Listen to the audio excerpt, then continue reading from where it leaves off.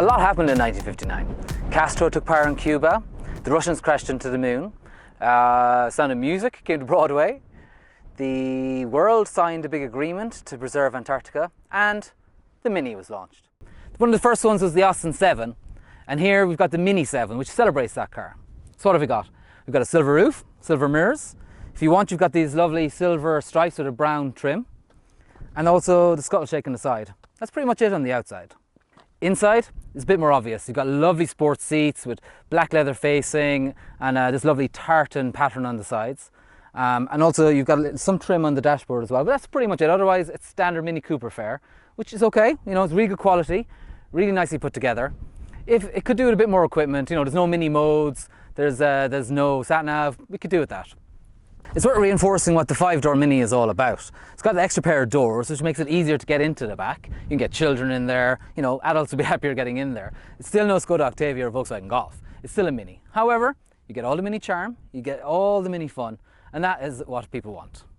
You do buy this car because you like the image, because you like the quality, but also because it drives well. Still to this day, you can't beat it. No other hatchback of the same size drives as well. And I suspect most buyers of this car probably almost don't realise what this can do. You can amble along, you know, relish it's very mature damping, it's grown-up manners, great stability. I think most people will really enjoy the direct steering and the snappy 6-speed gearbox.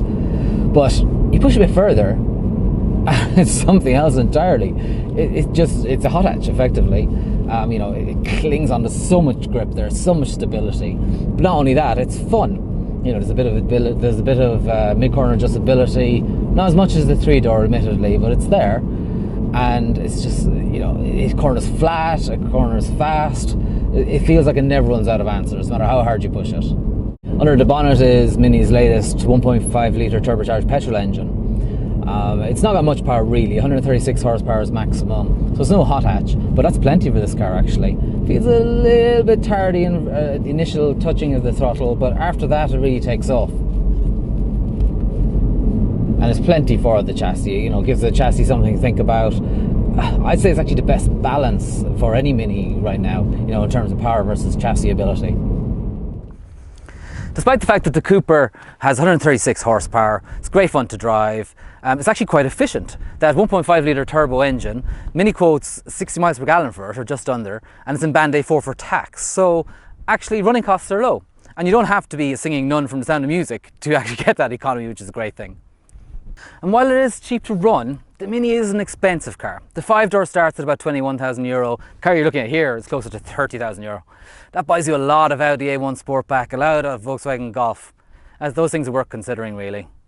Now, the Mini 7, is that worth the money? I'm not so sure.